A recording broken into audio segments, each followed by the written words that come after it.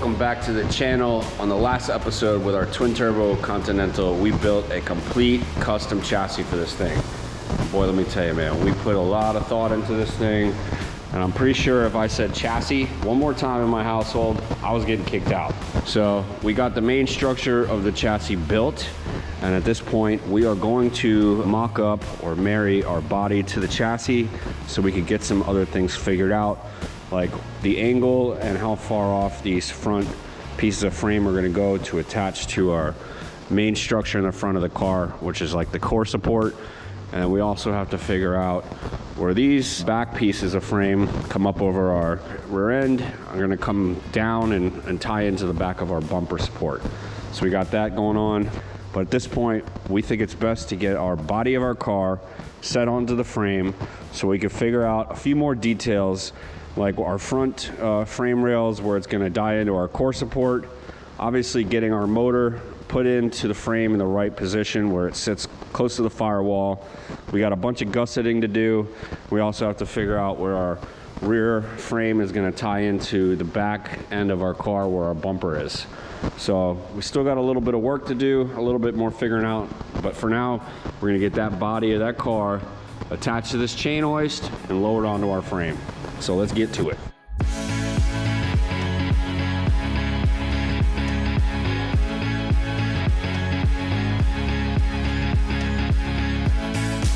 Well, this is a first here at Salvage or Savage. We have a car suspended from our bar joists on a come along.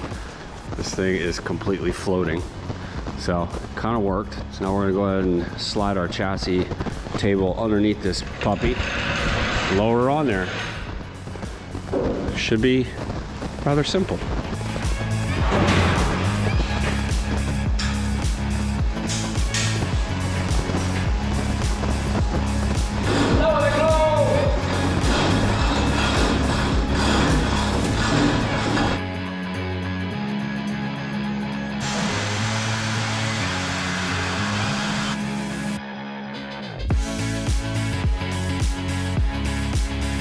Alright, so as we're putting the body down onto the frame, we are hitting our little backrest for our bench seat, which we actually left in because it is the mount for our vertical top here. So that was kind of something that we planned to leave. We could lop this section off, but I think just by removing these little tabs or whatever frame section that was that we're not going to need anymore, get rid of that and we should be able to go ahead and slide it on down.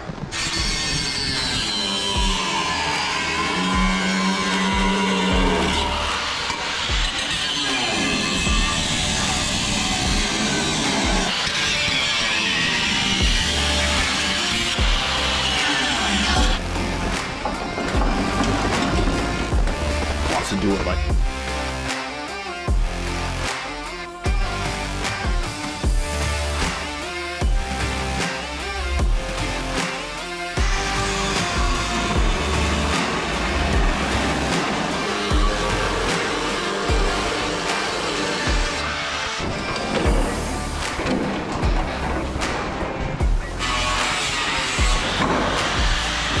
All right, now we got the back section of where our bench would sit. Not much left of this back area right here. This is just the deck where our convertible top mounts to. So I think now we have the clearance to drop this thing down. Lower the globe. Now that we got our body onto the chassis, we're gonna go ahead and start to create some framework into the trunk that will tie in to our rear bumper body area. Our plan is to come out as long as we need for the convertible top, then we'll angle down, come over, and we're gonna cut this back and plate everything, and depending on where this lands, we'll have plate coming out, and these two sections will actually bolt together in the back, so that way we can unbolt it and still be able to remove the body. So we're gonna start making some cuts.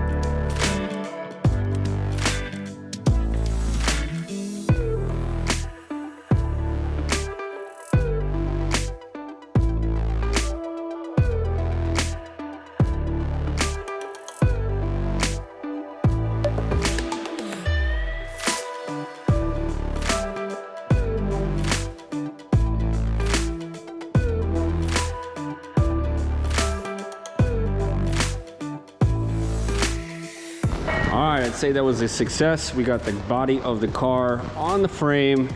Andrew and I were able to connect all the dots up here, getting our frame points to the section where our bumper mounts. We got that whole original core support cut off. So at this point we are done up here. We also got a very good idea of a mark for the back of our motor. So we're able to get that done. And then boys in the back did the same thing. They got the C-notch down and parallel and right where our bumper is going to be mounting. They got some kind of plates over here to give us some room to come up and down because the back of the car was sagging a little bit, so there's a little bit of play there. So we are good to go. This body of this car is gonna be coming off. We're gonna be doing a couple little odds and ends, and this thing's gonna be getting fully welded, and maybe we'll be dropping this thing back on for the last time.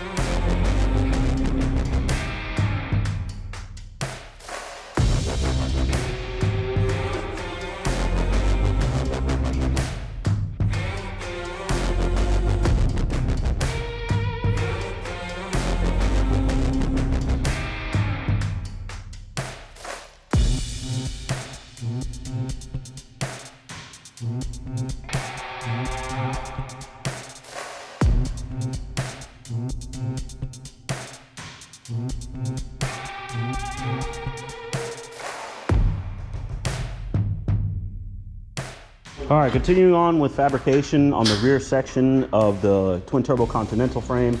Brady's working on running some tubing through our main frame rail section. We're going to be running some plumbing and electrical through those tubes. It gives us a better access instead of having to punch multiple holes through all the frame rail, and it keeps it away from the hot exhaust. Dave's working on some gusseting for our rear, and I'm going to be working on getting some cutouts for our tension rods. Tension rod is going to connect to our lower control arm and act as a stop for any kind of pivoting motion that may happen from hard acceleration on the rear axle housing. So what I have to do is, to keep the full length of the arm, I have to cut a pass through this rear portion of the frame rail, cut out a section to channel it. Goes like this, and then it's gonna make some, I'm gonna make some tabs here to mount the other end. After this is in, we're also gonna gusset the top and the bottom to add the strength back in. I've already started cutting. Now it's time to cut the main section out so I can weld in this sleeve part.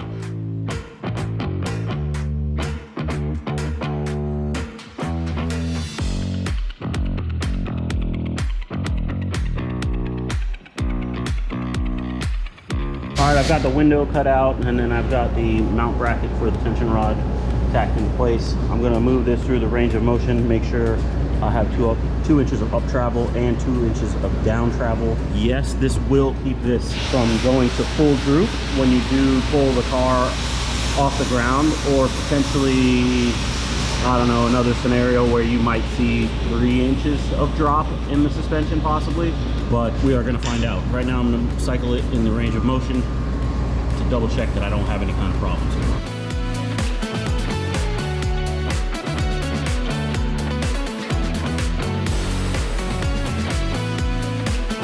That all worked out well. You saw the amount of travel that I was able to go from our ride height. As you can see, the ride height, our mock-up shock at 12 inches is installed. So this is where our resting with full weight on the vehicle will end up being.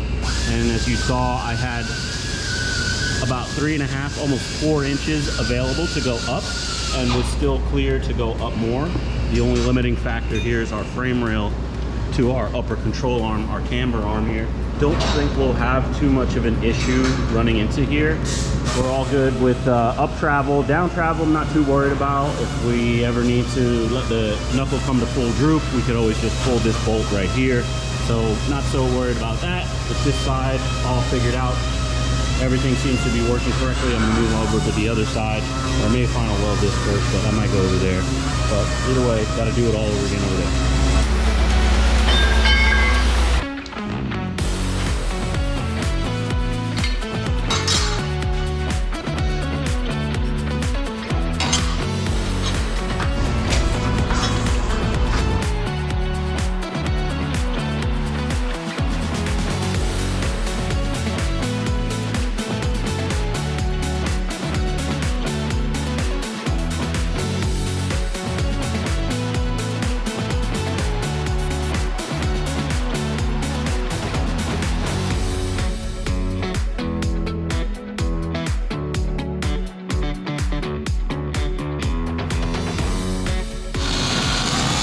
All right, got the tension rod bracket tacked in, got our pass-through cut out and the sleeve installed, not tacked in yet, but we're pretty much finished with the task of getting these tension rods installed. All that has to do is these have to be final welded out as well as all the other parts on the frame. So let's move on to the next. All right, so we're back on getting the engine fitted in the twin turbo Continental build. We had a little bit of a hiccup. Our stock oil pan was not going to fit over the windage tray for our stroker crankshaft. This is a 409 cubic inch stroker, so we had to get the appropriate oil pan. So we went ahead and hit up our people over at Holley, and we got ourselves the proper oil pan that's going to give us the clearance that we need.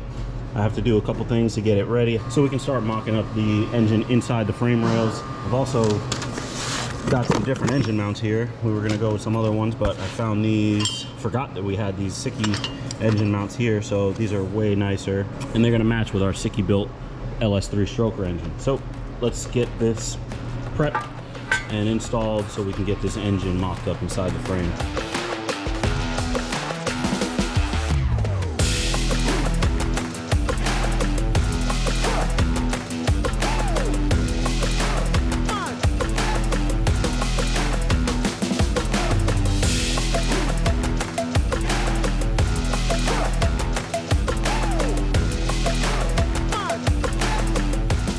All right, so would you look at that? Our transmission showed up just in time as we were about to mock up this engine.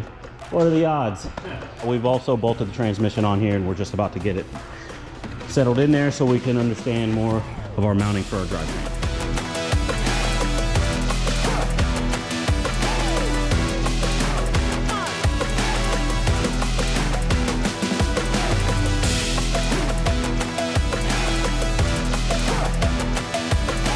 All right, so we've got the engine, as you can see, now mounted here. We had a little bit of an issue getting the distance of our boom past the chassis table, so we ended up struggling and lifting the lift inside the frame table. So now we have the engine set back as far as we want. We're very close to getting our number one cylinder here equal with the center line of our front suspension here. So kind of got a makeshift deal holding up our transmission in the back right now, just a heavy duty jack and some wood. In the front here, you can see we've got our center line marked out using some symmetrical holes on the engine, and we've got our center line marked on our steering rack. Now we're gonna start measuring out lengths for these mounts. So we're gonna be making some sort of bracket to get to here, get some measurements. I'm sure we'll whip something up nice and fancy. As you can see, we've got our angle finder up here. We're really trying to match our differential pinion angle.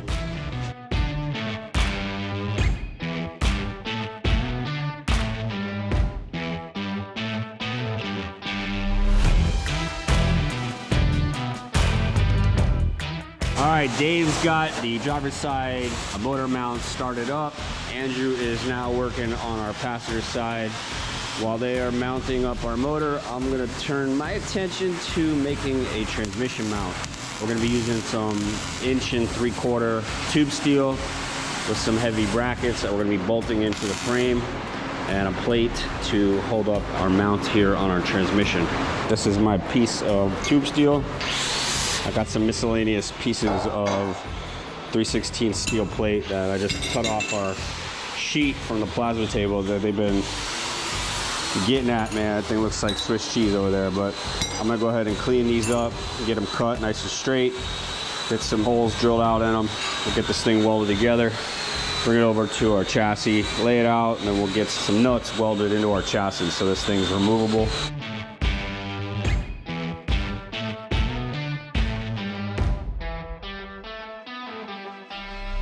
right, we got our tubular transmission mount welded to our plates, which are gonna get bolted into our frame.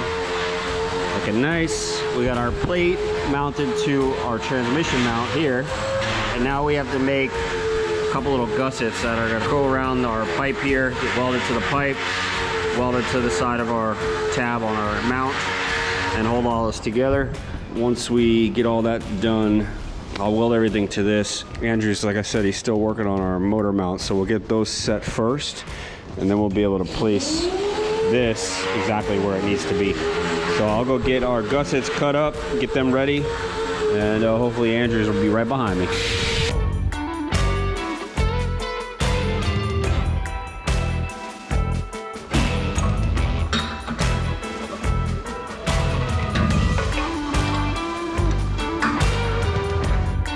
Alright, there you go. We got our transmission mount all assembled.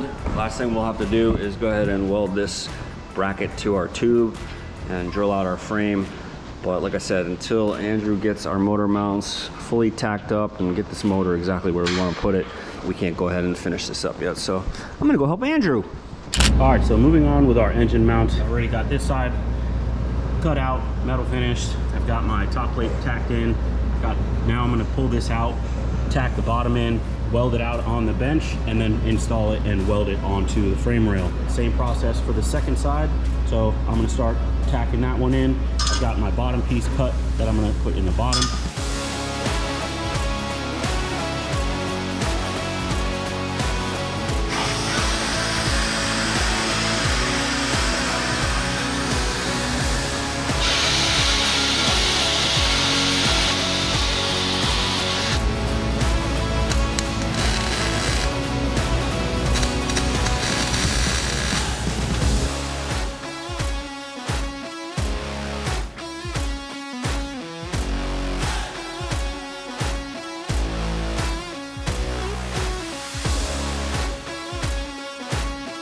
All right, finished welding out the driver's side mount. Let this guy cool.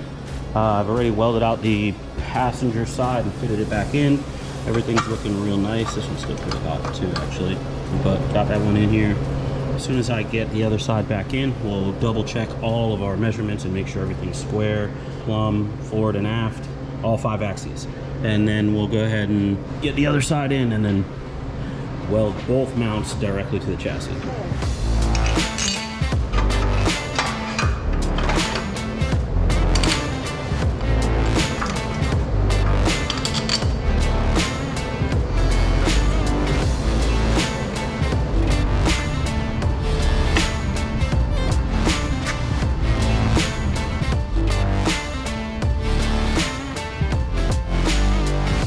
All right, we are still centered up here. We are level here. Our distance left to right is equal.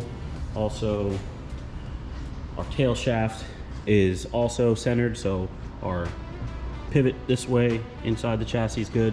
So now I'm ready to just tack these guys in and mate them to their final resting place.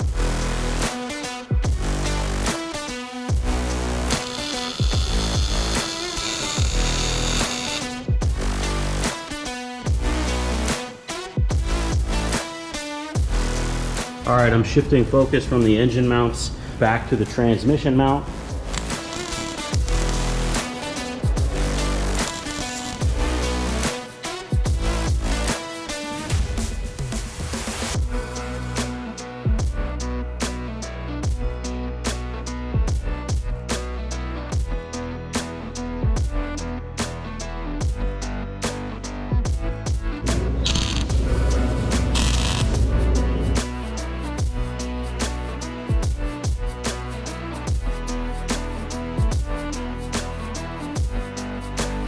So for the cross member, we're gonna go ahead and install some threaded inserts here. So I've cleaned up some 3/8/16 nuts, cut some 9/16 hole, ground down the corners on our nuts and installed them into those 9/16 holes. Tacked them into place, grinding down nice and flat for the surface so we don't have any kind of interference when we go to put our bracket back in place.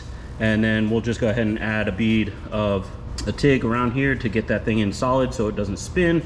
Same for the other side over here. And then we can final weld our bracket. As you can see, it's just kind of tacked together at the moment. We'll final weld this guy, and then we'll have a completed transmission cross member to mount our transmission mount to.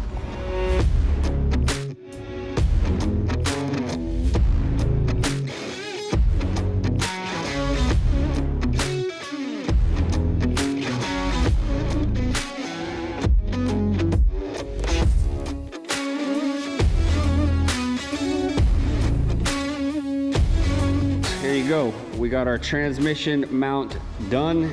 Transmission is bolted up, as well as our motor mounts. We got our engine hoist out of the way. We still have a couple little things to be doing on our motor mounts, just like some final welding and cleaning up. But other than that, our drivetrain is pretty much set up in there. So it's time to get this thing to look like a Continental again, which means we're going to be getting the body of this car off those carts and back onto the chassis.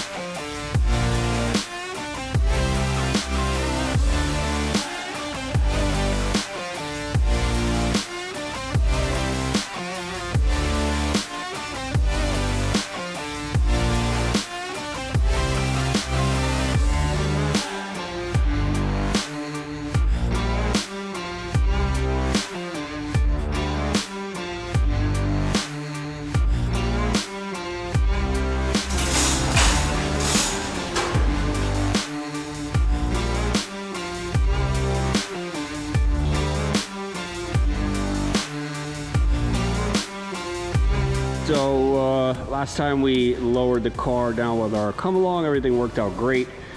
But the difference is now we have a motor in the way. So as you see, our cross bracing that we've been using to keep the car straight and to lift and lower the car is now going to hit our motor. We're going to take this hood off. We're going to use the engine hoist, wrap it around the front side of this car here, around the grill area, just to hold it up so we can get the bracing cut out, and then we should be able to lower it back down.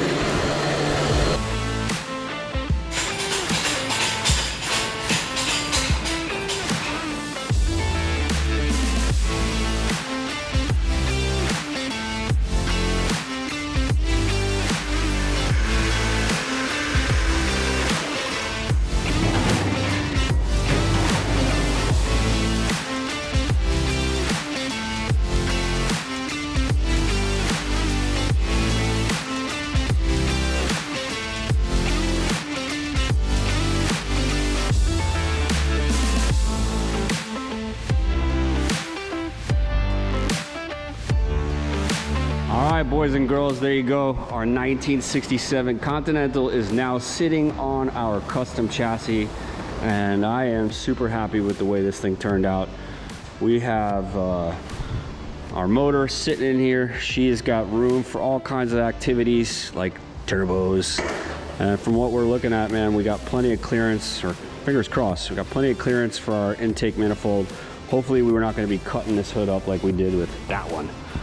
So at this point, we gotta make some connections up here from our frame rails to our core support. Our back's pretty much already situated, but next episode, we're gonna be doing some custom floor pans and a transmission tunnel. So get ready for it, because I know I am. Hit that subscribe button, like, comment, all the above. We'll see you guys in the next one. Peace.